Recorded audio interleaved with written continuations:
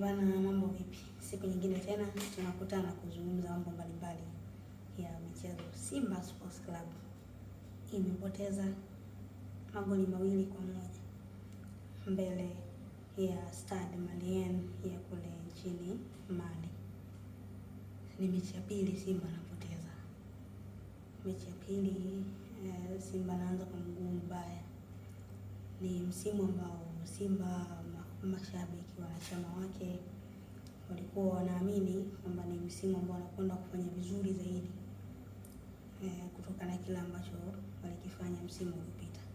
Badala yake mambo yamekuwa tofauti kiasi ambacho Simba anapoteza michezo miwili ya kwanza, lakini hata mwanzo wake kwenye hatua ya mtoano haukuwa mzuri sana. So tuitazame Simba ina changamoto sehemu gani, inapitia changamoto zipi, na nini ambacho pengine wafanye ili mambo yaende sawa sawa.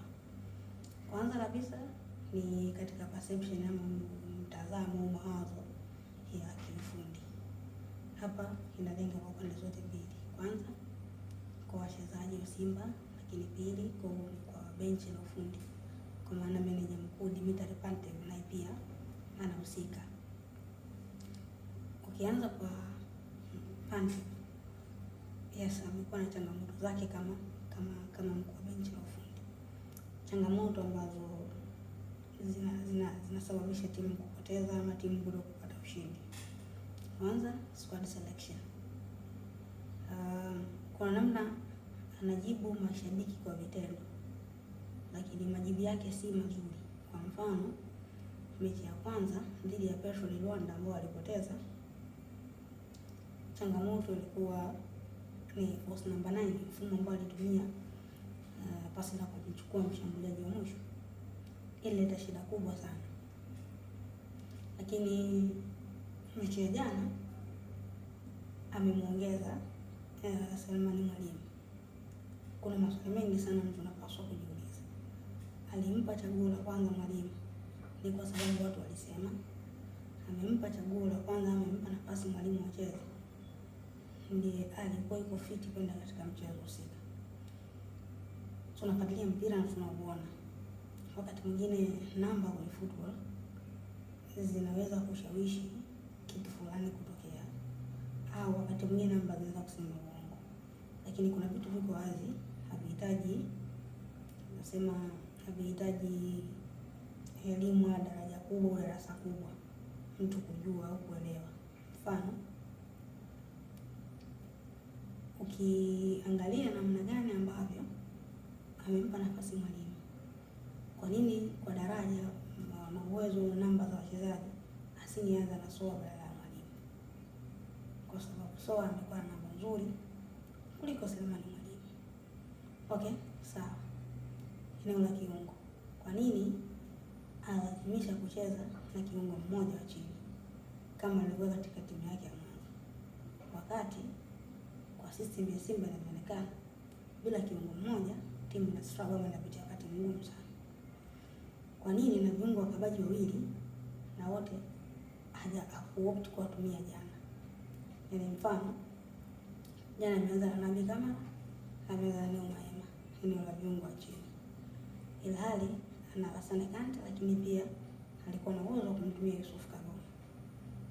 Inafikirisha Kante anaingia, anabadilisha mchezo, Simba inaanza kukamata eneo la kiungo, inaanza kuwa na flow nzuri, Kante anaosha kadi nyekundu. Changamoto nyingine kwa hapo amelikuwa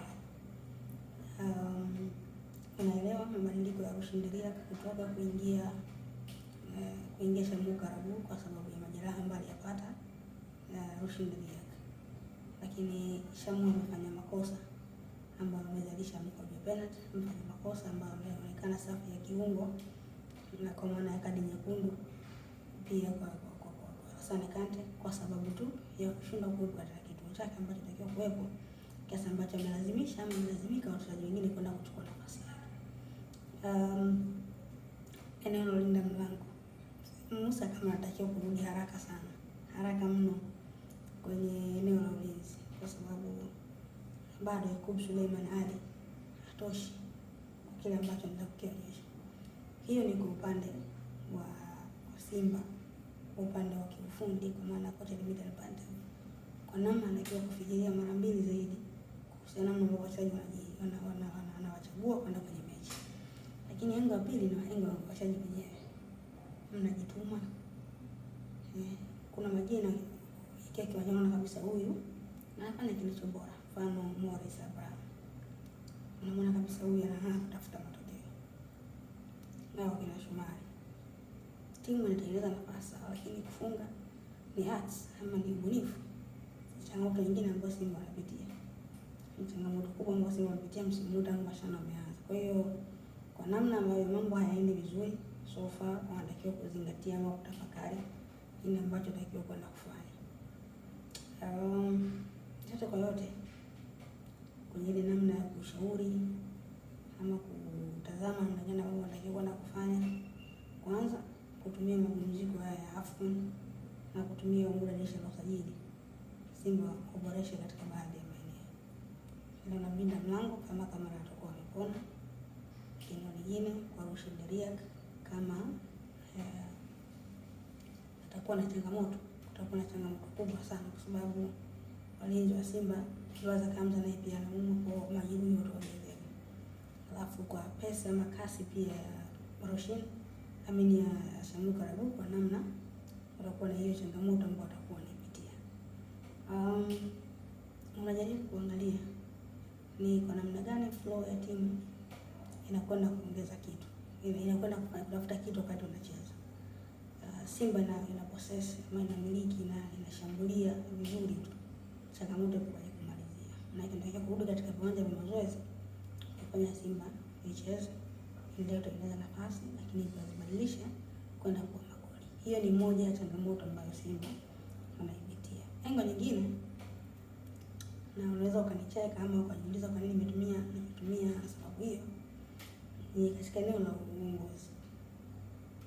Timu zetu za Tanzania zina kasumba moja kubwa sana, ambayo ni kama uongozi unayumba, maana yake hakuna lolote ambalo unaweza kufanya likawa liko sawasawa katika watu wake ambao wako chini. Inazungumzwa nje ya uwanja kuhusiana na viongozi wa Simba ni miongoni mwa vitu ambavyo Simba anatakiwa kuvitilia maanani ili kuweka mambo sawa. Kwanza, kuacha migogoro wenyewe kwa wenyewe na kuishi katika kauli mbiu ambayo wanaishi kwamba Simba nguvu moja. Pili, kuziba mashimo. Kuziba mashimo maana yake kuziba ama kurekebisha pale ambapo wanavuja katika yangu kiongozi, ili kupata mustakabali mzuri. Kama uongozi wa Simba hautulia, maana yake hawataenda sokoni kupata mchezaji mzuri. Kama uongozi wa Simba hautulia, maana yake hata kufanya maamuzi sahihi kipindi ambacho takiwa kufanya maamuzi haitakuwa sawa. Kwa sababu hata Pantev hapo ambao wanazungumza kwamba atoshi hajafaa, lakini ni mapema sana. Kwa hata kama wataka kumtoa kocha, wanataka kumbakiza kocha, wakiwa wanagombana wenyewe kwa wenyewe, haitakuwa maamuzi sahihi, itakuwa ni changamoto nyingine. Sisi ni Watanzania. Watanzania tuna namna yetu ambayo tunaendesha vitu, aidha kwa siasa ama kwa fakta au kwa uhalisia, hasa kwenye football. Kwa hiyo haya mambo ya kunyoshana vidole yana athari za moja kwa moja kwenye timu. Kwa kama hawatazama, hii inaweza pia kuleta madhara zaidi na kuona Simba ikishindwa kutimiza malengo yake. Kwa hiyo nadhani ni moja ya kitu cha kuzingatia na kufanya sana kwa upande wa Simba. Lakini Simba inahitaji kufanya reshuffle kwa baadhi ya watu na vitu pia. Eneo la mlinda mlango, eneo la ulinzi, kwa namna anaweza kufanya, lakini pia kocha aanze kutumia sasa viungo wakabaji ambao wanaweza kuleta tija, wanaweza kuisaidia timu kufikisha ama kufikia malengo. Hii ni Ngare Sports.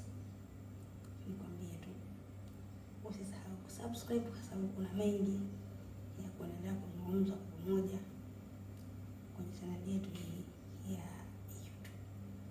Mambo ni mengi, muda nao pia wakati mwingine huwa unakuwa hautoshi. Wakati mwingine tutakuja kuzungumza ni namna gani ambavyo kiufundi hata kimahesabu hizi timu za Simba, Yanga, Singida na Azam FC zina nafasi kubwa kiasi gani ya kwenda kufanya vizuri katika hii michuano ya ligi ya mabingwa na kombe la shirikisho barani Afrika. Sports Talks.